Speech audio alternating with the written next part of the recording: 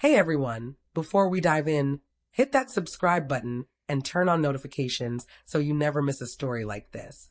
I shared with her that it just didn't sit well with me. The second she brought up that gathering, a knot formed deep in my stomach, twisting in a bad direction. It wasn't envy. It was pure intuition.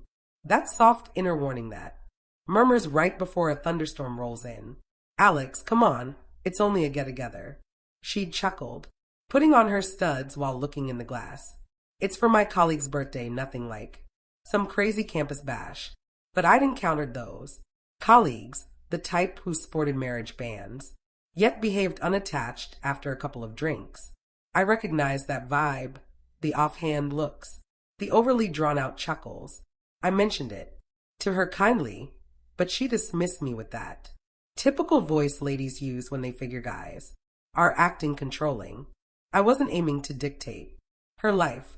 I simply didn't want to forfeit the single element that still seemed pure between us, faithfulness. She pecked my cheek and told me, "You're stressing way too hard." And that marked the final ordinary instant I recall sharing with her. The evening stretched out more than normal. The place felt overly still, and each click of the clock rang out sharper. I attempted to flip through a book, attempted to flip on the screen, but my gaze kept drifting to my cell. No. Text, no, heading back shortly, just quiet. It hit 1:43 a.m., 1:43 a.m. when my phone at last glowed. But it wasn't from her. It came from my buddy Ryan, who labored close to that spot. "Yo, dude." His note read, "Almost positive I spotted your spouse exiting that venue on Maple Street. She didn't appear." Fine. I rang her right away.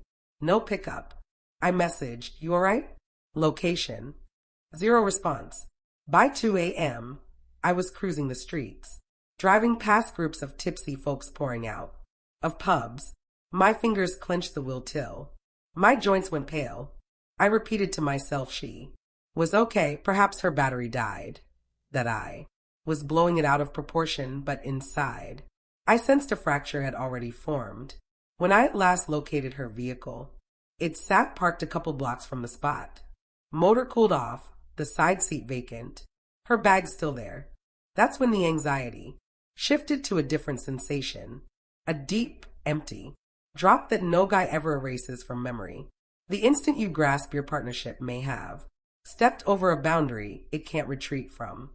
I lingered in the ride for nearly 60 minutes, gazing at that venue's entrance. Folks arrived and departed, giggling, staggering.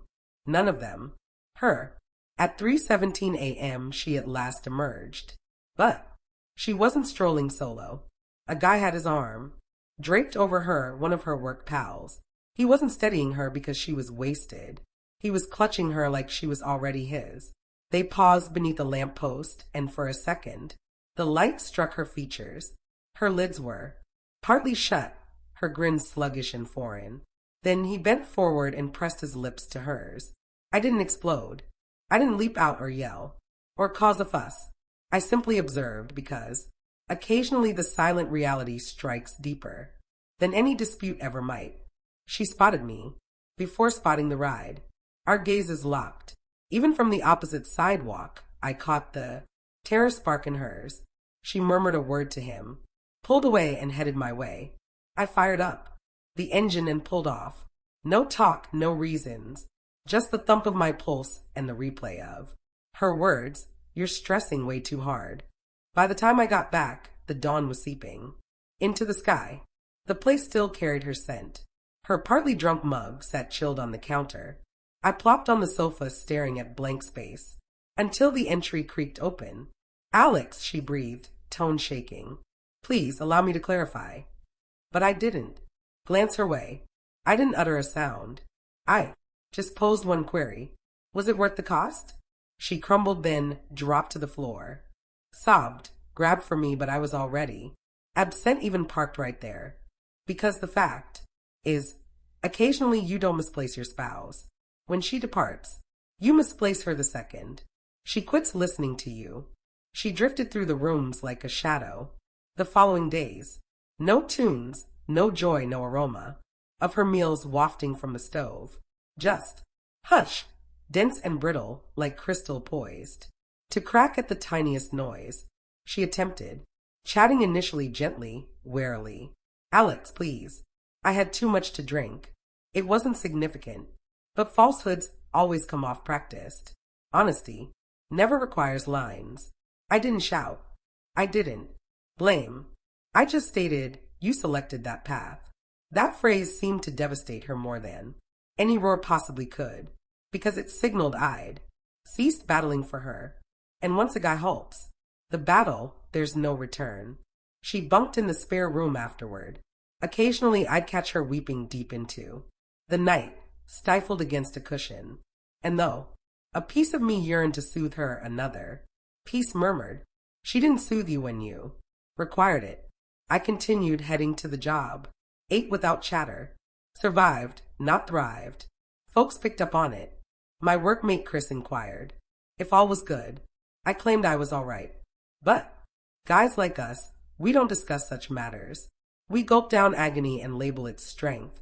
One night, roughly 7 days on, she at last pierced the barrier I'd erected. I get that you despise me, she uttered, framed in the entry, eyes puffy from tears. But please don't simply terminate us this way. We've endured so much. I eyed her, then truly eyed her. She remained, the identical lady I'd tumbled for. The one who'd belt out in the ride, who'd doze on my torso mid-film. But now, peering into her eyes, I viewed a stranger gazing out. Someone I didn't. No, I don't despise you, I replied softly. I simply can't view you identically now. Her mouth quivered. Can't we attempt? I shook my head. You disregarded me when I aimed to shield what we shared. You figured I was blowing it up. You made me feel tiny for giving a damn. She inched nearer. It was a single slip. I drew a long breath, my tone firm but waited. No, it was a choice. A slip is missing a date. A choice is leaping a boundary you knew was there. That shattered her fully. She unraveled. Right there, pleading me not to go, vowing to mend it all. But affection isn't a button you toggle back. Once confidence scorches, the remains don't reform. That evening I stuffed a compact duffel, just sufficient outfits for a handful of days, and reserved a spot at a nearby inn. When she caught me at the exit, her complexion drained. Headed where? She questioned, alarm in her tone. Somewhere peaceful, I answered. Somewhere I can recall who I was before I began saying sorry for expecting faithfulness. Her drops fell fiercer. Please, Alex, don't pull this. I halted, grip on the handle. I alerted you, I murmured gently.